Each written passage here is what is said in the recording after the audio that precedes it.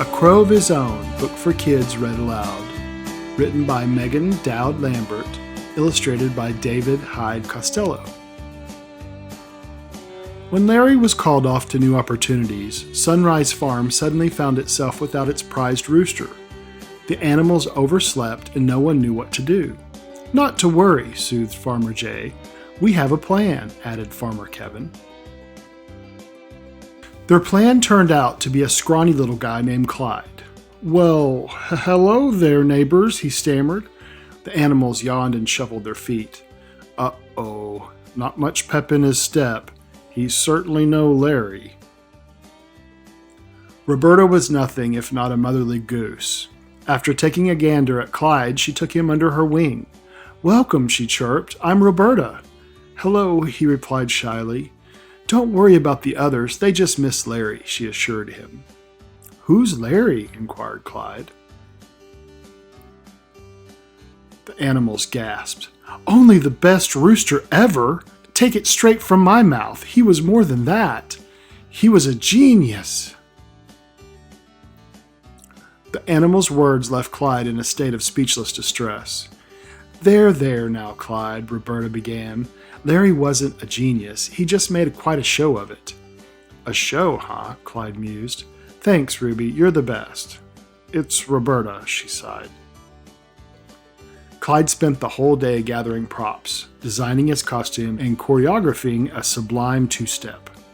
He hardly slept a wink that night. Could he do it? Could he live up to Larry's legacy? Could he put on a show of a crow? Alas, he overslept. "Who ever heard of a rooster sleeping in? What a worthless chicken! And now I'm late getting the morning cream up to the house. Enough! Give the poor guy a break!" After recovering from his initial embarrassment, Clyde hurried past the disapproving hens and rededicated himself to rehearsing. "I'll be on my grade A game tomorrow," he reassured Roberta.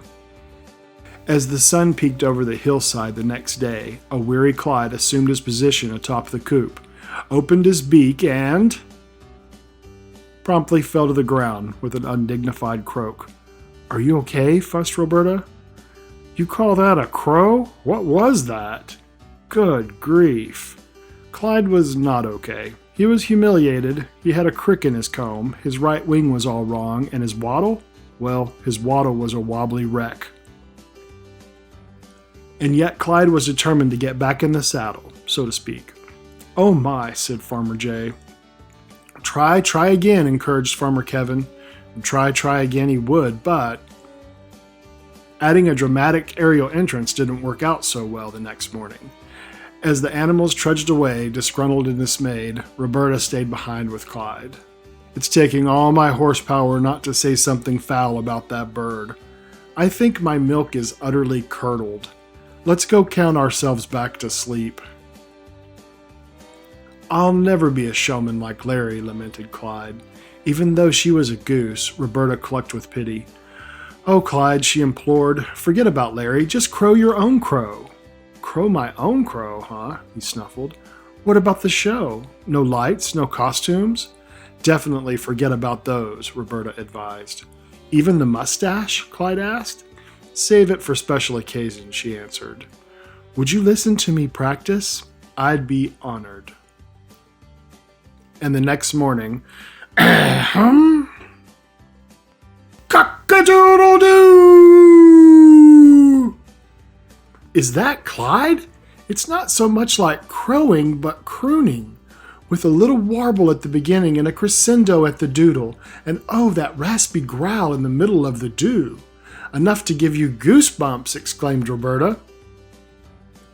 And with that, Clyde took a deep breath, gave a shake of his comb, and called out another crow of his own. "I knew you could do it, Clyde."